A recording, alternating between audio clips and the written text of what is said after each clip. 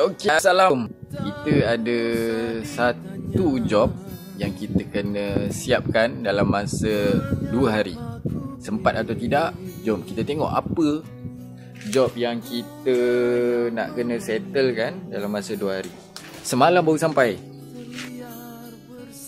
Ini semalam sampai SSR Kawasaki Keep. Dia hantar apa barang.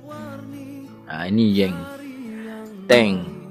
Owner motor ni sebelum ni accident kan. Habis tank semua habis ni. Ni semua dia dah tukar baru depan dia ni. Dia pakai model yang macam ni lah, color merah punya, merah grey. Lepas tu beli tank baru original color biru ni kan. Aku cakap lah dekat brother aku ni, dia kata tak apa lah, cari lah tank lain yang color merah ke apa kan. 10 second tak apa kan. Tank baru ni sayang, cakap baru nampak, dalam pun cantik lagi. Jom kita settlekan dalam masa 2 hari. Habis kalau orang kata dia nak buat juga, kita boleh kata apa kan.